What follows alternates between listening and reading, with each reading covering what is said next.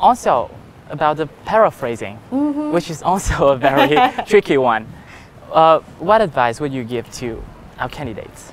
Well, have you actually understood the instructions or maybe even the question?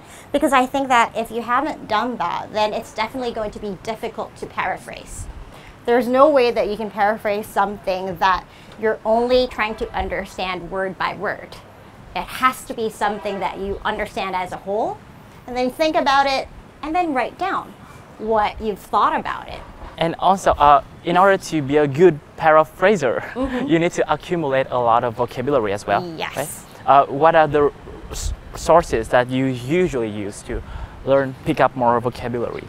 Well, as with everything, we're going to go back to what people dislike again, which is reading. Probably not a difficult thing for the two of us. But unfortunately, people think, oh no, I have to read something very academic. But it doesn't have to be. Start out with maybe some of your interests. If you like sport, then why don't you read about sport in other countries? You know, it doesn't have to be a long article all the time. You can read a couple of maybe blogs here and there, or maybe you can listen to a podcast. And then once you're interested, then why don't you go read the transcript as well?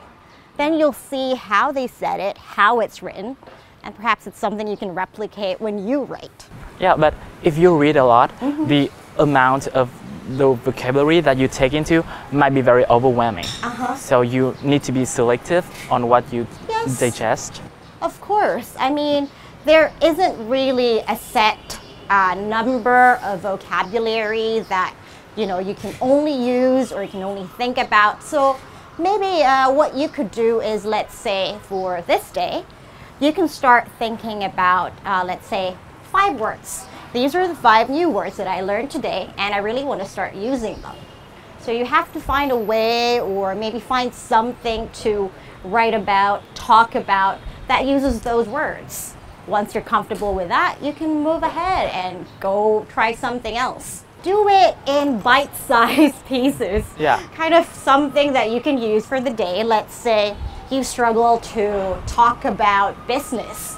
Then why don't you read something about maybe an interesting business that's just started around your area. And then, oh, now I have a few new words. Let me try to talk to someone about it.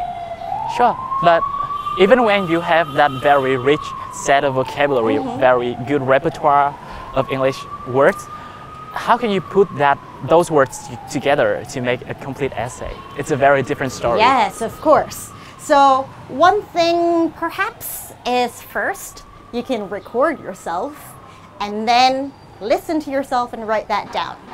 Look at what you've said and see, how can I make this a bit more formal?